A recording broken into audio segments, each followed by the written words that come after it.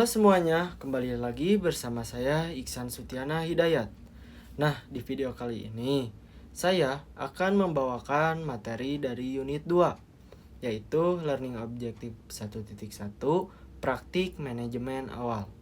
Nah, kalau kita mendengar kata manajemen, biasanya kita langsung membayangkan suasana kantor modern, bahkan rapat-rapat dan komputer. Tapi faktanya, manajemen sudah ada sejak ribuan tahun yang lalu, jauh sebelum istilah itu dikenal. Nah, bayangkan saja pembangunan piramida di Mesir, tembok besar Cina, atau struktur organisasi keagamaan seperti gereja Katolik di Roma. Semua itu menunjukkan bahwa manusia selalu butuh manajemen untuk bisa menyelesaikan pekerjaan yang besar. Baik, jadi di materi kali ini akan membawa kita melihat bagaimana praktik manajemen sudah dilakukan sejak masa lampau dan bagaimana itu menjadi dasar dari manajemen modern. Selanjutnya masuk ke contoh-contohnya. Contoh pertama adalah piramida di Mesir. Dibangun dengan tenaga lebih dari 100.000 pekerja, pasti juga ada yang mengatur suplai makanan, ada pula yang mengatur distribusi batu, sampai dengan juga ada yang mengatur jadwal kerja. Nah, semua ini adalah praktik manajemen, meskipun waktu itu belum disebut dengan istilah modern. Baik, lanjut ke contoh kedua adalah tembok besar di Cina. Tembok ini panjangnya ribuan kilometer. Manajer pada masa itu tidak hanya mengatur pembangunan, tetapi juga mengatur logistik, keamanan pekerja, dan motivasi ribuan orang yang bekerja keras di medan berat. Nah, selanjutnya contoh yang ketiga, gereja Katolik di Roma. Sejak abad kedua, organisasi ini sudah punya struktur hierarki dari paus sampai pastor. Nah, sistem ini terbukti sangat kuat karena bisa bertahan ribuan tahun. Kalau tidak ada manajemen yang baik, organisasi besar itu pasti sudah runtuh atau hancur, atau juga tidak berjalan dengan sesuai rencana. Baik, kalau kita tarik ke masa kini, organisasi modern seperti Toyota, Samsung, atau BUMN Indonesia juga bertahan karena punya manajemen yang jelas.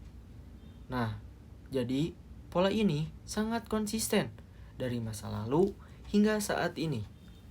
Nah, kontribusi pemikir.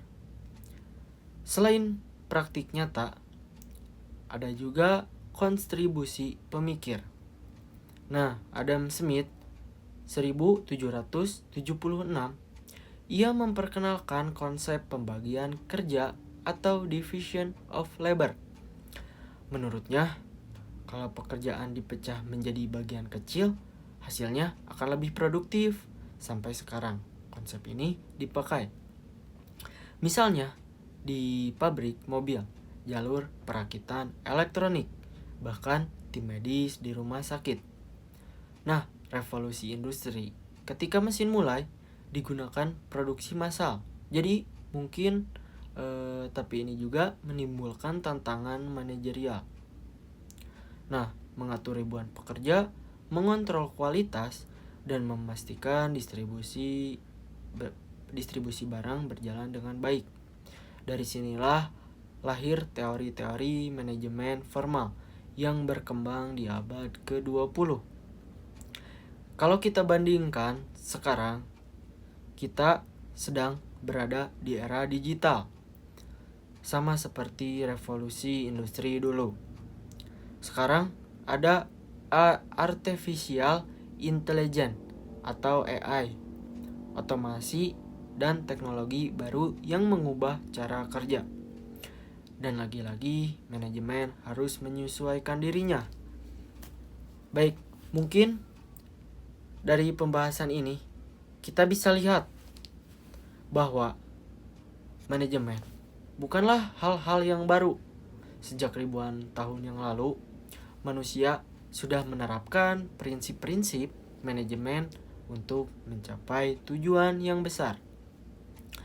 Tanpa adanya manajemen, tidak mungkin piramida berdiri, tembok raksasa dibangun, atau organisasi keagamaan bertahan ribuan tahun. Pelajaran pentingnya adalah setiap perubahan zaman selalu menuntut cara baru dalam manajemen. Dari zaman piramida, revolusi industri, hingga era digital saat ini, manajemen selalu jadi kunci keberhasilan. Jadi, mempelajari sejarah manajemen membuat kita lebih siap menghadapi masa depan. Sekian presentasi saya mengenai unit 2 learning objektif 1.1. Bila ada kekurangan, mohon dimaafkan. Wabillahi taufiq wal hidayah. Wassalamualaikum warahmatullahi wabarakatuh.